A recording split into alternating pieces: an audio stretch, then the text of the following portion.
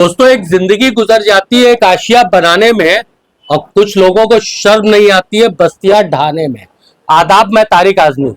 दोस्तों, दालमंडी गली के चौड़ीकरण का मार्ग का प्रस्तावित है, जिसको 17.5 मीटर 17.4 मीटर चौड़ा किया जाना है। पिछले दिनों विपक्षी दलों ने एक चीज पे हमारा भी ध्यान आकर्षित करवाया कि गुदौलिया से लेकर के लौराबीर तक का मार्ग और मैदागिन से लेकर विश्वनाथ कॉरिडोर तक का जो मार्ग होना है वो महज 14 मीटर चौड़ा होना है। मगर दालमंडी के नई सड़क चौराहे पे आकर के भाईजान ने विकास की गंगा जो दिल्ली से चली थी उसको रोक रखा है और उस विकास की गंगा को बहाने के लिए यहाँ 17.5 मीटर चौड़ी सड़क की तो बहुत जरूरत है। यहाँ पे पार्षद चुना गया इंद्रेश कुमार को कि क्षेत्र का विकास होगा। उन्होंने इतना विकास कर दिया कि बताया कि यह धारावी है पूर्वांचल का, हम इसको सिंगापुर बनाएंगे। तो विकास तो साहब इतना कर दिया कि पनारा बह रहा है, पनारा तो ठीक नहीं करवा पा रहे हैं, हाँ यहाँ के इंसानों को ठीक करवा दे रहे हैं। दालमंडी की इस कवायद में विभिन्न दल अपने अपने पक्ष रख रहे हैं। आपको हमने एक फुटेज अभी दिखाया है। ये फुटेज एक भवन का है जहां सरकारी टीम रात में ऊपर चढ़ आती है महिलाओं तक, जहां महिलाएं रहती हैं, और उनको नोटिस थमा देती है। इत्तेफाक से हम उसी भवन में खड़े हुए हैं। इस भवन के इसी फ्लोर तक आकर के अधिकारी महिलाओं से बात कर रहे हैं। शायद हो सकता है कि उन अधिकारियों को यह नहीं पता हो कि परिवार तो उनका भी है और रिटायरमेंट के बाद आम नागरिक वो भी होंगे। क्या उनके परिवार में देर रात इस तरीके से कोई उनके घर के अंदर चला जाए महिलाओं के पास तो उनको अच्छा लगेगा?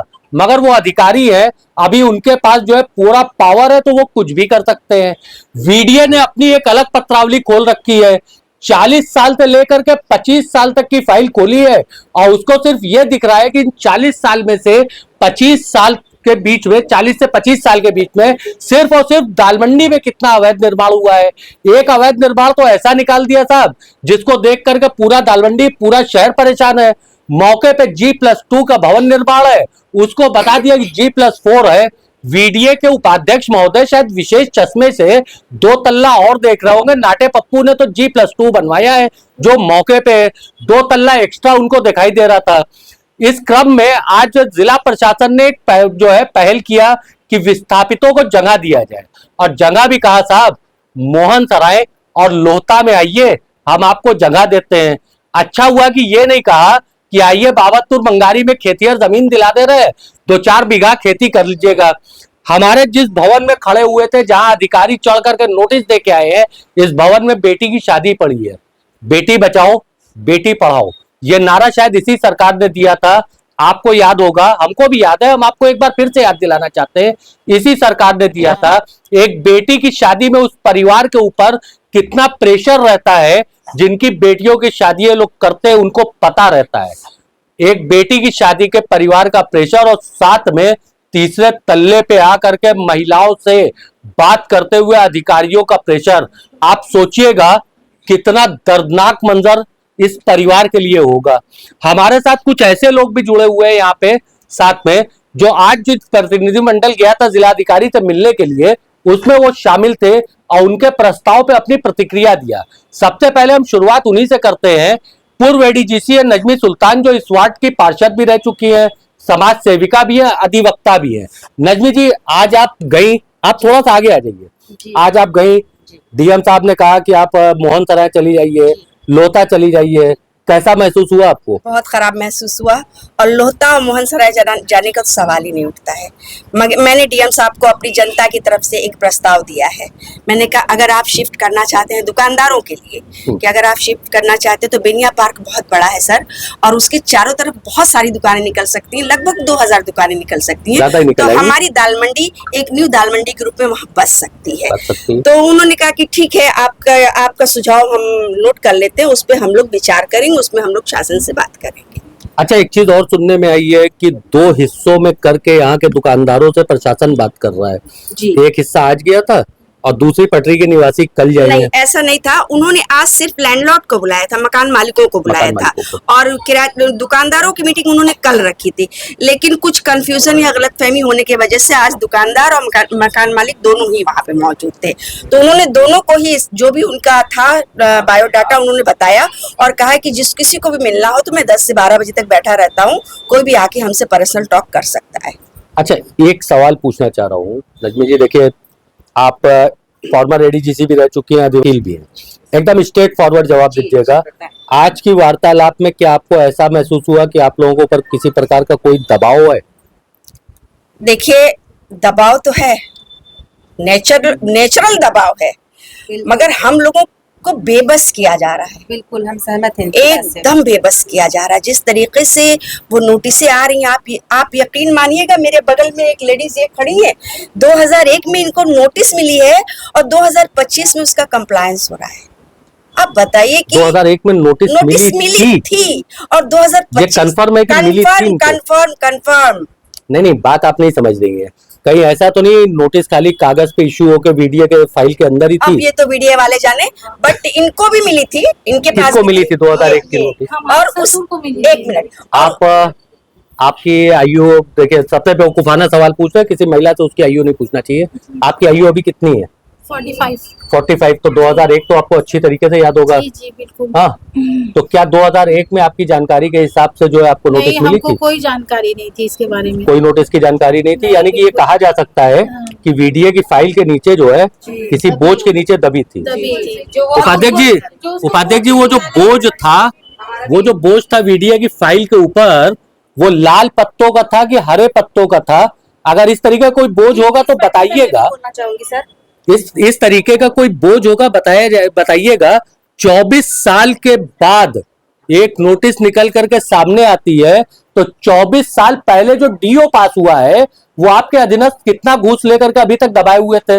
उसके ऊपर कोई कार्रवाई क्यों नहीं किया? उसके ऊपर कोई पहल क्यों नहीं किया? यह सवाल तो आपके विभाग के ऊपर से है। शायद आपका विभाग ये कहना चाहता है कि गर्व से कहो हम घूसखोर है, 24 साल तक हमने डीओ की नोटिस दबा दिया।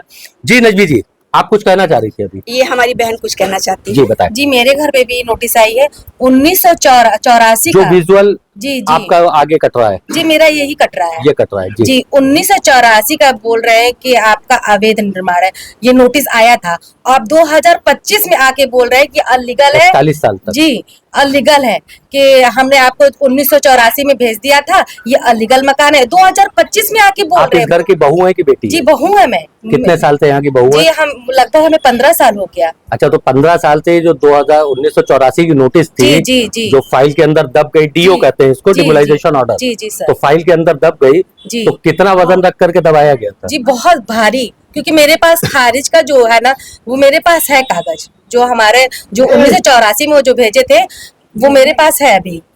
और अच्छा, एक चीज ये बताइए, आपके घर में शादी पड़ी है, जी जी ठीक है, जी और आपके घर पे चढ़ करके उस दिन अधिकारी आए, जी बिल्कुल आए आपने थे। हिम्मत दिखाई कि आप लोग जी। बात कर रही थी पीछे से, उस वक्त कोई जेंट्स घर में नहीं था? जी कोई घर में जेंट्स नहीं थे। पे हम लोग खड़े थे तो वो नीचे से बोलते हैं किसी गार्जियंस को भेजो नीचे, तो हम लोग वो थोड़ा जोर से बोलिए आप। बालकनी में खड़े थे, तो तब से वो लोग ऊपर आ गए थे, भागे। अपनी मदर इन लॉ को बोला कि पहले आप नीचे जाइए, तो उन्होंने बोला कि आपकी हिम्मत कैसे हुई पहले ऊपर आके बात करने की। कोई लेडीज कांस्टेबल नहीं था, वो सिर्फ समझ जेंट्स लीजिए थे। 60-70 लोग थे, और सिर्फ घर में हम औरतें ही थे, कोई जेंट्स नहीं था, कोई भी नहीं। सारी दुकानें बंद थी, वो लोग ऊपर तक आ गए अपनी बात रखने के लिए। पूरा ऊपर तक? कितने जी, फ्लोर तक? हाँ, कौन से पूरे फ्लोर इसी तक आए फ्लोर थे? तक थर्ड फ्लोर तक वो लोग आ थर्ड गए फ्लोर थे। तक। जी। तब उनको मेरी मदर ने बोला कि आप लोग नीचे पहले चलिए, नीचे जाके बात करिए, आप कैसे ऊपर आ गए। कोई लेडीज कांस्टेबल का नामो निशान नहीं था। हमारे पास आप ही के परिवार से शायद हमारे किसी ने पास वो वीडियो है। वीडियो बनाया था, वो विजुअल हाँ, हमारे पास वीडियो उपलब्ध है, हम है मेरे दर्शकों पास। को अपने दिखा चुके वो हैं। वीडियो हम ही दर्शकों जो विजुअल हमने आपको दिखाया है, बेटी बचाओ बेटी पढ़ाओ की बात होती है, महिला सशक्तिकरण की अगर बात होती है, तो जो लोग महिला सशक्तिकरण की बात करते हैं वो उस व्यक्ति से मिलना चाहिए जिसने ऐसे जो है कठिन समय में भी अपने कर्तव्य का पालन किया और इस पूरी घटना का वीडियो बनाया। तो क्या किसी तरीके का वो दबाव डाल रहे थे उस वक्त? नहीं, वो बस इतना बोले थे कि 1984 में ये अवैध निर्माण हुआ था, कि घर तोड़ने का लीगल नोटिस आया हुआ था, ये घर इलीगल है, आप जल्द से जल्द आइए, अपना कागजात यहाँ जमा कीजिए, नहीं तो हम अपनी कार्रवाई स्टार्ट कर देंगे। तो आपने कागजात वगैरह कुछ जमा किया? नहीं, ये अधिवक्ताओं से सब संपर्क किया? कानून नहीं है ना, क्योंकि जेंट्स को ये सब पता रहता है, औरतों को थोड़ी ये सब मालूम रहता, जेंट्स थे ही नहीं, उनको अच्छा, आप rights नहीं सब है। यहाँ पे हैं, करीब करीब सभी के मकान जो है इस चौड़ीकरण की जद में आ रहे हैं। एहसास, आप दुकानें भी जा रही हैं, कारोबार भी जा रहा है, एहसास आप लोगों को कैसा हो रहा है? कैसा सर होगा पूछिए मत, बताइए। बस ये दिक्कत है कि बस आप मर जाए तब मर जाए, मरने की कगार पर हम लोग आ गए। बस ऐसे ही लग रहा है कि बस मर ही जाए, बच्चों को लेके हम लोग मर जाएं और कुछ नहीं कर सकते इस सरकार के आगे। अपील कर सकते हैं, गुहार लगा सकते हैं कि रहम का है, हम लोगों को भी जियो और जीने दो। हम लोग यहाँ पे बहुत खुश है, हम लोगों को रहने दे जिस हाल में भी हम लोग, हमारे घर को हर किसी तरीके से अवैध बता रहे हैं। 2001 में नोटिस दिया है, कहे जब मांगो रिटर्न में कि रिटर्न में दीजिए तो रिटर्न में नहीं देंगे, कहेंगे कि 2001 में नोटिस दिया गया था। बताइए इतने साल पहले की नोटिस हमको कहाँ मिली, कब मिली, बस आके चिपका के चले गए। नहीं, एक बड़ा सवाल ये भी तो है कि 2001 में अगर डीओ पास हुआ था तो 24 साल तक उस डीओ का इम्प्लीमेंट क्यों नहीं हुआ? क्यों नहीं? आना यही चाहिए था हम ना। लोग टैक्स भरते क्या? हैं, हम लोग मकान का टैक्स भरते हैं, बिजली का बिल भरते हैं, पानी का टैक्स भरते हैं, देखिए, सब भरते हैं। बतौर एक पत्रकार एकदम स्ट्रेट फॉरवर्ड एकदम हम सवाल पूछ रहे हैं कि आपको उन्होंने कागज थमाया लीगल रूप से, ठीक? कागज नहीं एक दिया। नोटिस अभी दिया ना, वो चिपकी ना, दीवार में चिपकी है सर। दीवार पे दिया, चस्पा नोटिस हो गई। तो क्या इसके लिए कोई कानूनी कार्रवाई आप लोगों ने शुरू किया इसके लिए? सर वो तो जेंट्स लोग को पता हो, ये हम लोग को तो नहीं पता है ये सब। सर अभी तक कोई कार्रवाई नहीं है सर। हमने नोटिस मांगी उनसे कहा कि आप हमें मैनुअली नोटिस दिखाइए। आप उन्होंने कहा हम आपको व्हाट्सएप करेंगे, वो नंबर भी हमारा लेके गए, उन्होंने अपना नाम भी बताया, वो नंबर से ना आज तक नोटिस नहीं आई और 2 दिन बाद हमारे घर पे आके लग जाती है एक नोटिस कि ये अवैध है। सर ये अवैध कैसे? हमने अगर उनसे ये सवाल किया, ये बताइए जब आपने बिजली का बिल भर रहे थे, जब हम हाउस टैक्स जमा कर रहे थे, तब आपने एक बार भी हमसे नहीं कहा कि हमारा घर अवैध है। और सवाल तो एक भी है कि अगर कंस्ट्रक्शन अवैध दिख रहा है तो 1984 से लेकर के 2001 तक का 40 साल से लेकर के जो है पिछले 25 साल 24 साल तक का उनको दिख रहा है अवैध कंस्ट्रक्शन, तो ये सारे अवैध कंस्ट्रक्शन क्या केवल दालमंडी में दिख रहे हैं?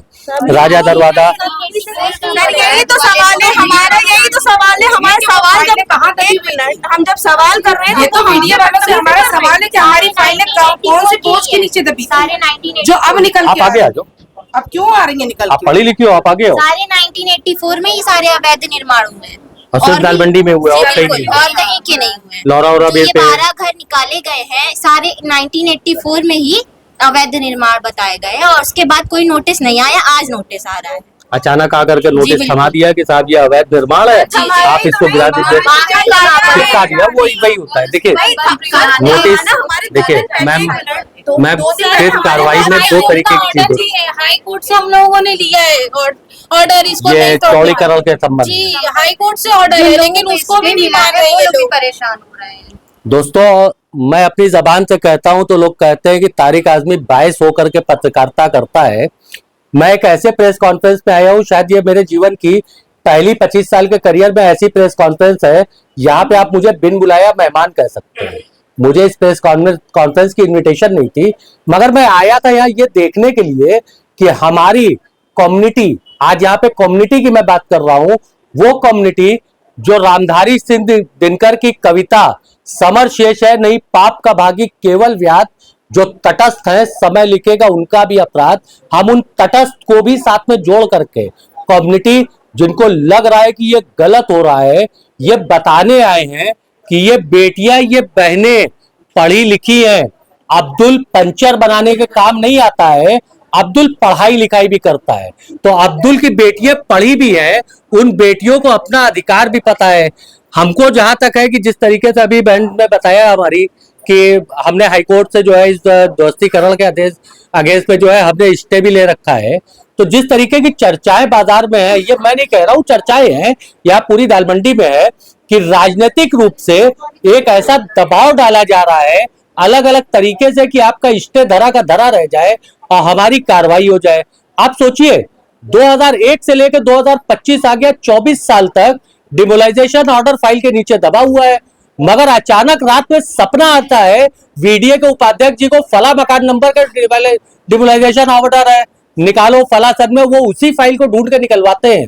अगर आप कहिएगा वीडीए के जो है उपाध्यक्ष साहब, तो बैठिए हमारी बाइक पे, अच्छी बाइक चला लेता हूँ, हेलमेट पहन के बैठिए, आपको इस शहर का दौरा करवाता हूँ, कागज पे आपके 7 फीट का सेटबैक छोड़ा और कागज पे ही सेटबैक छूटा है, अनाधिकृत निर्माण हो गया, 6 तल्ला बना हुआ है और तो और 4 फुट बरामदा भी बाहर निकाल रखा है, किसी गली कूचे में नहीं साहब, मेन पिपलानी कटरा की मैं बात कर रहा हूं। मगर उनसे जो है नोटिस थमाना शायद आपका जो है उसके लिए थोड़ा सा और हिम्मत चाहिए। अभी यहाँ के दालमंडी के और नोटिस ढूंढिए, हो सकता है 1960 1950 की भी कोई नोटिस मिल जाए जो डिमोलाइजेशन ऑर्डर दबा हुआ हो। आप में से किसी का और कोई नजरिया है जो हमारे दर्शकों को आप कहना चाह रही हैं? देखिए पिछले लगभग 1 साल से हम आप लोगों की बातों को उठा रहे हैं। काफी लोगों ने हमसे ही कहा, काफी लोगों ने जो आपके यहाँ के जो है आज लड़ाई में साथ में है कि हम लोग अफवाह फैला रहे हैं। तो क्या हम अफवाह फैला रहे थे ऐसे साल भर पहले कि इसके चौड़ीकरण का प्रस्ताव है? दोस्तों हम अफवाह नहीं फैला रहे। क्यों किया जा रहा है? और भी तो निर्माण होते हैं, जैसे गड्ढे हैं, छेद बड़े बड़े हर जगह बने हैं, सीवर बह रहा है, नालियों में पहले से गंदगी बह रही है, उसी में प्रशासन आ रही है और जा रही है, उसी में दिखाई जा रही है। सीवर का टैक्स देते हैं और हम आप लोग? हम लोग के बच्चे बोलते हैं मम्मी क्या होगा, घर टूट जाएगा, हम लोग कहाँ जाएंगे सर, हम लोग कहाँ जाए, क्या करें, घर में सास है, बीमार है, क्या करें, लाइट बंद कर किसको संभाले, बच्चों को कि बड़ों को? ये तक कहा कराया जा रहा है कि लाइट बंद कर देंगे, पानी बंद कर देंगे। 1 घंटे के बाद जो जीप आती है पो पो पो पो पो पो पो पो पो पो पो, मतलब इतनी तेज स्पीड में आती है कि कोई सवाल ही नहीं होता कि दिमाग फट जाए इंसान का, जो डिप्रेशन में ना जाता वो भी चला जाए। ये क्या? अच्छा एक सवाल आप सबसे पूछ रहा हूँ, इत्तेफाक से आप सभी पढ़ी लिखी हैं। हमने लगभग 1 साल हो गया इस सीरीज को चलाते हुए कि दालमंडी के ऊपर इस तरीके का अत्याचार हो रहा है। यहाँ के पार्षद महोदय ने इनडायरेक्टली मेरा नाम नहीं लिया, बाकी सब कुछ इनडायरेक्टली मुझे ही कहा, काफी कुछ की अफवाह, ये वो, विकास की गंगा, सारा कुछ। एक सवाल है कि आप के लिए हमने इस लड़ाई में ज्यादातर सवाल जो पूछा वो उन दलों से पूछा जो विपक्षी दल है। मैंने कांग्रेस से पूछा, मैंने समाजवादी पार्टी से पूछा। तो सपा वाले तो कहते हैं कि मैं एंटी सपा हो गया। हमारा ये कहना है कि जिसको हम वोट देते हैं सवाल हम उससे पूछेंगे, तो क्या मेरा कहना गलत है? आप लोग संघर्ष अपना जारी रखेंगे ना? अकीदा रखिए। हम लोग रोड पे भी उतरेंगे। अभी तक दालमंडी की औरतें ऐसे रोड पे नहीं आई है, अभी तक अब हम लोग निकल इकट्ठा हुए हैं, लेकिन मैं दालमंडी की दोस्तों, मैं आप लोगों के साथ यहाँ की दालमंडी के निवासियों को एक दालमंडी की तवारीख बताता चलूं। ये वही दालमंडी है जो लोग ये कहते हैं कि यहाँ डॉल मंडी था, दाल मंडी हो गया, वो असल में ज्यादा इतिहास पढ़ लिए हैं, वो थोड़ा सा मंगल ग्रह पे जाके इतिहास पढ़े थे। यहाँ दाल की मंडी होती थी, इसके पीछे ठीक जो है कोदो के चावल की मंडी होती थी, जिसको कुदई चौकी के नाम से आज जाना जाता है। ज्यादातर कोठे जो होते थे, कोठे नाच गाने के लिए मशहूर होते थे, ये संगीत और मौसीकी की जगह होती थी, कोई गलत जगह नहीं होती थी। अच्छे खाते पढ़े लिखे लोगों ने यहाँ बैठ के किताबें लिखी है। इवन मिर्जा गालिब तक ने यहाँ किताबें लिखी और कई और राइटर्स ने लिखी है। इसी दालमंडी ने जंग आजादी में अपनी महती भूमिका निभाई थी। रसूलन बी से लेकर के जतन बी को अंग्रेजों ने जेल में डाल दिया था।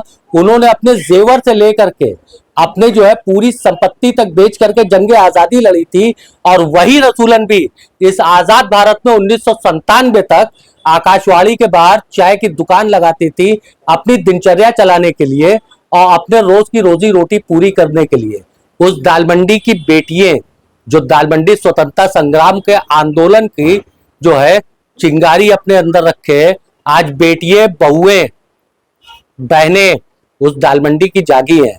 आप सब एक हौसला रखिए, रब्बुल आलमीन सबका है, सिर्फ हमारा या आपका नहीं है। बेशक किसी के सर से वो छत नहीं होने देगा। दोस्तों आप ऐसी खबरों के लिए जुड़े रहे हमारे साथ। मैं तारिक आजमी, अल्लाह हाफिज।